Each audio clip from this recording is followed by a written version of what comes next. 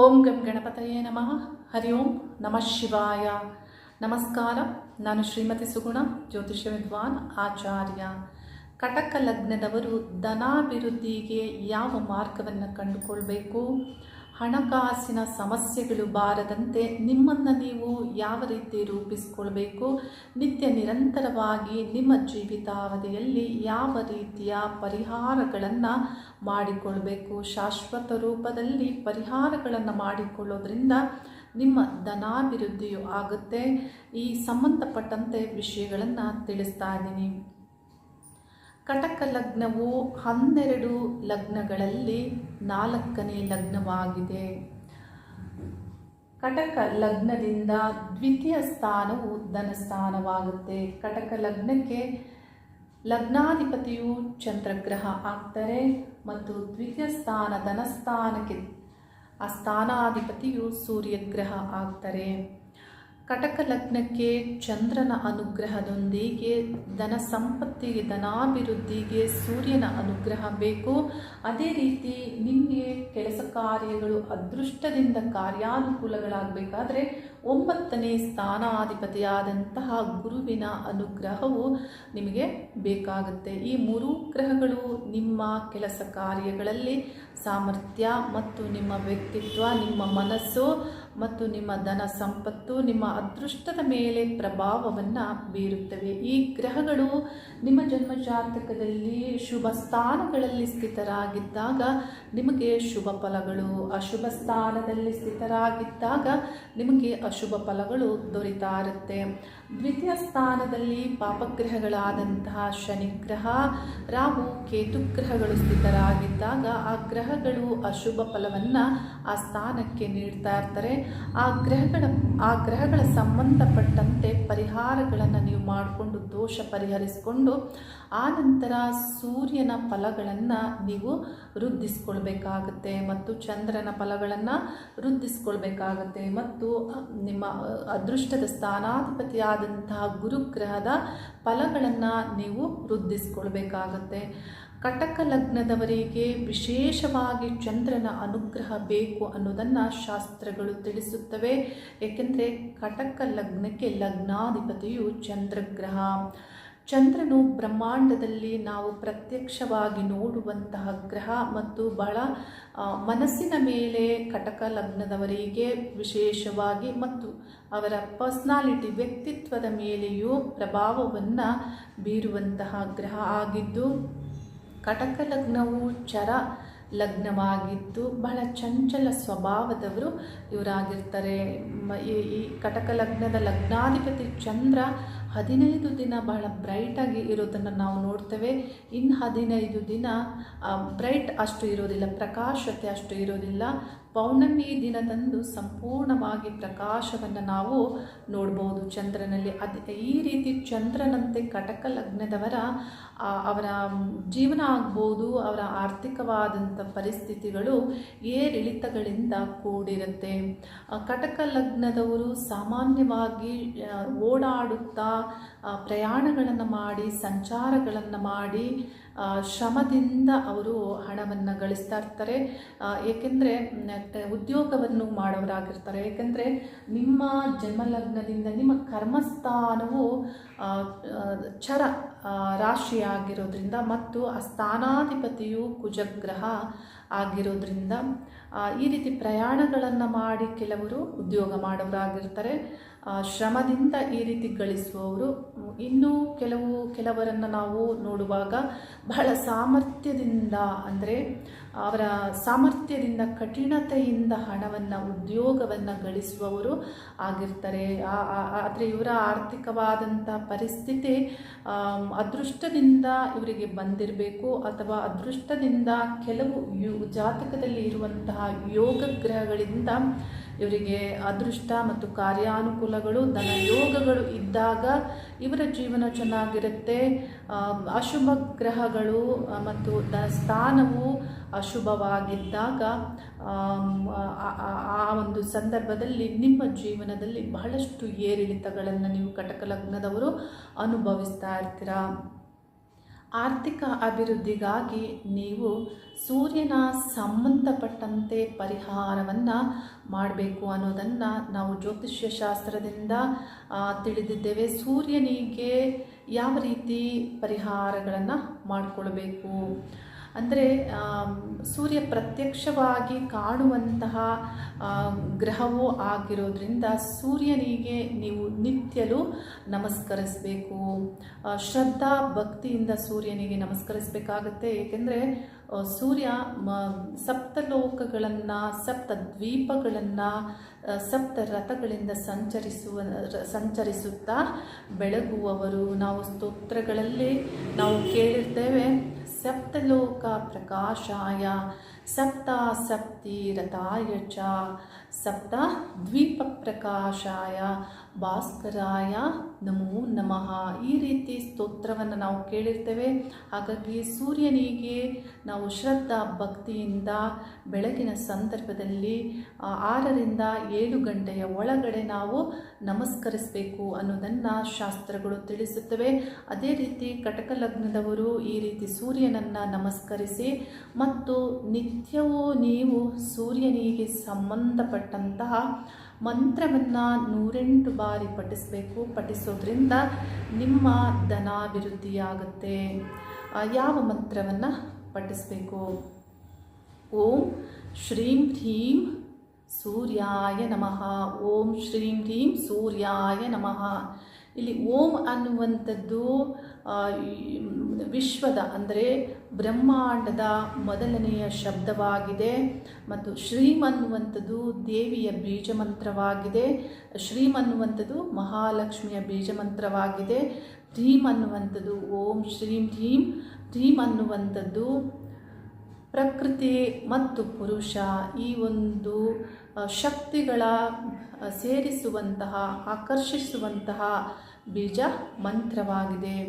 ಈ ಮೂರು ಬೀಜಾಕ್ಷರಗಳಿಂದ ಸೂರ್ಯಾಯ ನಮಃ, ಸೂರ್ಯನನ್ನು ನಮಸ್ಕರಿಸುವಂಥದ್ದು. ಓಂ ಶ್ರೀಂ ಹ್ರೀಂ ಸೂರ್ಯಾಯ ನಮಃ ಅಂದರೆ ಸೂರ್ಯನನ್ನು ಈ ರೀತಿ ನಾವು ಯಾಕೆ ನಮಸ್ಕರಿಸ್ತೇವೆ ಅನ್ನೋದಕ್ಕೆ ನೀವು ಅರ್ಥೈಸ್ಕೊಳ್ಬೇಕು. ಸೂರ್ಯನಿಗೆ ಸೂರ್ಯ ಅನ್ನುವಂತಹ ಹೆಸರಿದೆ, ಆದರೆ ಸೂರ್ಯನೊಳಗಡೆ ಏನಿದೆ ಅನ್ನೋದು ಇಲ್ಲಿ ಅರಿವಿನಿಂದ ನಾವು ಅರ್ಥೈಸ್ಕೊಳ್ಬೇಕಾಗತ್ತೆ. ಸೂರ್ಯನೊಳಗಡೆ ಇರುವುದಕ್ಕೆ ನಾವು ನಮಸ್ಕರಿಸ್ತಾ ಇದ್ದೇವೆ. ಸೂರ್ಯನೊಳಗಡೆ ಇರುವುದಕ್ಕೆ ನಾವು ಪ್ರಾರ್ಥನೆಯನ್ನು ನಾವು ಬೇಡಿಕೊಳ್ತಾ ಇದ್ದೇವೆ, ಪ್ರಾರ್ಥನೆಯನ್ನು ಮಾಡ್ತಾ ಇದ್ದೇವೆ. ನಾವು ದೇವಿಯ ಸ್ತೋತ್ರಗಳಲ್ಲಿ ಅಲ್ಲಲ್ಲಿ ಕೇಳ್ತೇವೆ ಆಗಾಗ. ಸೂರ್ಯ ಚಂದ್ರಾಗ್ನಿರೂಪಾಚ ಗ್ರಹ ನಕ್ಷತ್ರ ರೂಪಿಣಿ ಅಂದರೆ ಸೂರ್ಯ ಚಂದ್ರರು ದೇವಿಯಲ್ಲಿದ್ದಾರೆ ಅಂದರೆ ಆ ರೂಪವು ಅವರದೇ ಅನ್ನೋದನ್ನು ನಾವಿಲ್ಲಿ ಅರ್ಥೈಸ್ಕೊಳ್ಬೇಕಾಗತ್ತೆ. ಇದೆಲ್ಲದಕ್ಕೂ ನಾವು ಇದನ್ನು ಸರಿಯಾಗಿ ಅರ್ಥೈಸ್ಕೊಳ್ಬೇಕಂದ್ರೆ ಅರಿವಿನಿಂದ ಮಾತ್ರವೇ ಸಾಧ್ಯವಿದೆ. ಕಟಕ ಲಗ್ನದವರು ವಿಶೇಷವಾಗಿ ಸೂರ್ಯನ ಪ್ರಾರ್ಥನೆಯೊಂದಿಗೆ ನೀವು ಚಂದ್ರನ ಅನುಗ್ರಹವನ್ನು ಪಡೆದುಕೊಳ್ಬೇಕಾಗತ್ತೆ. ಏಕೆಂದರೆ ಚಂದ್ರನಿಗೆ ನಿಮಗೆ ಶುಭ ಫಲಗಳನ್ನು ಹೆಚ್ಚು ಕೊಡುವಂತಹ ಒಂದು ಅನುಗ್ರಹಿಸುವಂತಹ ಫಲ ಇರೋದ್ರಿಂದ 12 ಲಗ್ನಗಳಲ್ಲಿಯೂ ಚಂದ್ರನ ಲಗ್ನ ಕಟಕ ಲಗ್ನ ಆಗಿರೋದ್ರಿಂದ ವಿಶೇಷವಾಗಿ ಕಟಕ ಲಗ್ನದವರಿಗೆ ಚಂದ್ರನ ಅನುಗ್ರಹ ಬೇಕು ಮತ್ತು ಬೇಗ ಸಿಗುತ್ತೆ ಅನ್ನೋದನ್ನು ಶಾಸ್ತ್ರದಿಂದ ನಾವು ತಿಳಿಯಬಹುದು. ಚಂದ್ರನ ಅನುಗ್ರಹಕ್ಕಾಗಿ ನೀವು ಪೌರ್ಣಮಿ ದಿನದಂದು 2 ಇಂಚಿನ ಬೆಳ್ಳಿಯ ದೀಪಗಳನ್ನು ನೀವು ತೆಗೆದುಕೊಂಡು ಎರಡು ಬೆಳ್ಳಿಯ ದೀಪಗಳಲ್ಲಿ 2 ಇಂಚಿನದ್ದಾಗಿರಬೇಕು. 2 ಬತ್ತಿಗಳನ್ನು ಹಾಕಿ ನೀವು ತುಪ್ಪದಿಂದ ಅಥವಾ ಕೊಬ್ಬರಿ ಎಣ್ಣೆಯಿಂದ ದೀಪವನ್ನು ಹಚ್ಚಿ ಸಂಜೆಯ ನಂತರ 6-6:30 ನಂತರ 7 ಗಂಟೆ ಸಮಯದಲ್ಲಿ ನೀವು ಹಚ್ಚಿ ಚಂದ್ರನನ್ನು ನೀವು ವಿಶೇಷವಾಗಿ ಪ್ರಾರ್ಥಿಸಬೇಕು. ಚಂದ್ರ ಸ್ತೋತ್ರ ಪಠನೆಯನ್ನು ಮಾಡುತ್ತಾ ನೀವು ಪ್ರಾರ್ಥನೆ ಮಾಡೋದ್ರಿಂದ ನಿಮಗೆ ಫಲಗಳು ಶತಸಿದ್ಧ ಅನ್ನೋದನ್ನು ನಾವು ಶಾಸ್ತ್ರದಿಂದ ತಿಳಿಬಹುದು. ಅದೇ ರೀತಿ ಕಟಕ ಲಗ್ನದವರು ನಿತ್ಯಲೂ ಈ ರೀತಿ ಚಂದ್ರನಿಗೆ ನೀವು ದೀಪವನ್ನು ಹಚ್ಚಿ ಒಂದಿಷ್ಟು ದಿನಗಳು ಅನ್ನುವಂತಹ ದಿನಗಳಲ್ಲಿ ನೀವು ನಿರ್ಧರಿಸಿಕೊಂಡು ಸಂಕಲ್ಪವನ್ನು ಮಾಡಿಕೊಂಡು ದೀಪವನ್ನು ಹಚ್ಚೋದ್ರಿಂದ ನೀವು ಫಲಗಳನ್ನು ವೃದ್ಧಿಸಿಕೊಳ್ತೀರಾ ಮತ್ತು ನಿಮಗೆ ಫಲಗಳು ಶತಸಿದ್ಧ ಅನ್ನೋದನ್ನು ಶಾಸ್ತ್ರಗಳು ತಿಳಿಸುತ್ತವೆ. ವಿಶೇಷವಾಗಿ ಚಂದ್ರನ ಅನುಗ್ರಹ ಕಟಕ ಲಗ್ನದವರಿಗೆ ಬೇಕಾಗಿದೆ. ಹಾಗಾಗಿ ನೀವು ಈ ರೀತಿ ಪ್ರಾರ್ಥನೆಯನ್ನು ಮಾಡಬೇಕಾಗುತ್ತೆ. ಅದೇ ರೀತಿ ನೀವು ಅದೃಷ್ಟಕ್ಕಾಗಿ ಗುರುಗ್ರಹವನ್ನು ನೀವು ಪ್ರಾರ್ಥಿಸಬೇಕಾಗುತ್ತೆ. ನಿಮಗೆ ಅದೃಷ್ಟ ಸ್ಥಾನಾಧಿಪತಿಯು ಗುರುಗ್ರಹ ಆಗಿರೋದ್ರಿಂದ ಕಟಕ ಲಗ್ನದವರು ನಿಮ್ಮ ಪರ್ಸ್ ಅಥವಾ ನಿಮ್ಮ ಜೋಬಲ್ಲಿ ಕಡಲೆಕಾಳನ್ನು ನಿತ್ಯವೂ ನೀವು ಇಟ್ಟುಕೊಳ್ಳೋದ್ರಿಂದ ಧನಕ್ಕೆ ಕೊರತೆ ಬರುವುದಿಲ್ಲ ಅನ್ನೋದನ್ನು ಪರಿಹಾರ ಭಾಗದಲ್ಲಿ ತಿಳಿಸಲಾಗುತ್ತೆ. ಅಥವಾ ಫಲಪುಷ್ಪ ತಾಂಬೂಲ ದಕ್ಷಿಣೆ ಸಹಿತವಾಗಿ ಗುರುವಾರಗಳಂದು ಕಡಲೆಕಾಳನ್ನು ದಾನವಾಗಿ ಗುರುಗಳ ದೇವಸ್ಥಾನಕ್ಕೆ 5 ಪ್ರದಕ್ಷಿಣೆಯನ್ನು ಬಂದು ನೀವು ಕೊಡುವುದರಿಂದ ಧನಾಭಿವೃದ್ಧಿ ಆಗುತ್ತೆ. ಮತ್ತು ಸೂರ್ಯನಿಗೆ ಸಂಬಂಧಪಟ್ಟಂತೆ ನೀವು ನಿಮ್ಮ ಗೃಹದಲ್ಲಿ ನಿಮ್ಮ ದೇವರಿಗೆ ಯಾವ ರೀತಿ ಪ್ರಾರ್ಥನೆಯನ್ನು ಮಾಡಬೇಕು ಅಂದರೆ ದೀಪಾರಾಧನೆಯ ಮೂಲಕ ಯಾವ ರೀತಿ ಪ್ರಾರ್ಥನೆಯನ್ನು ಮಾಡಬೇಕು. ವಿಶೇಷವಾಗಿ ತಯಾರಿಸಿಕೊಂಡಂತಹ ಅರಿಸಿನದ ಬತ್ತಿ ಆಗ್ಬೋದು ಅಥವಾ ಕುಂಕುಮದ ಬತ್ತಿ ಆಗ್ಬೋದು, ಇದರಿಂದ ನೀವು ದೀಪವನ್ನು ಹಚ್ಚಬಹುದು. ಅದರ ಜೊತೆಗೆ ನೀವು ಬೆಳಗ್ಗೆಯ ಸಂದರ್ಭದಲ್ಲಿ ನೀವು ಅರ್ಕ ಗಿಡದ ನಾರಿನಿಂದ ಮಾಡಿದಂತಹ ದೀಪ ಅಂದರೆ ಬತ್ತಿಯಿಂದ ದೀಪವನ್ನು ಹಚ್ಚಬೇಕು. ಅರ್ಕ ಗಿಡದ ನಾರಿನಿಂದ ಮಾಡಿದಂತಹ ಬತ್ತಿಯನ್ನು ಉಪಯೋಗಿಸಿ ನೀವು ಬೆಳ್ಳಿಯ ದೀಪದಲ್ಲಾದರೂ ಆಗ್ಬೋದು ಅಥವಾ ಬೇರೆ ಯಾವುದೇ ದೀಪದಲ್ಲಿ ಆದರೂ ಆಗ್ಬೋದು, ನೀವು ಈ ರೀತಿ ದೀಪವನ್ನು ಹಚ್ಚೋದ್ರಿಂದ ಸೂರ್ಯನಿಗೆ ಬಹಳ ಪರಿಹಾರ ರೂಪದಲ್ಲಿ ಈ ದೀಪ ಆರಾಧನೆಯನ್ನು ನೀವು ಮಾಡೋದ್ರಿಂದ ಮತ್ತು ನಿಮ್ಮ ಗೃಹದಲ್ಲಿ ಈ ರೀತಿ ದೀಪವನ್ನು ಹಚ್ಚೋದ್ರಿಂದ ನಿಮ್ಮೆಲ್ಲ ಕಾರ್ಯಗಳು ಯಶಸ್ವಿಯಾಗ್ತವೆ.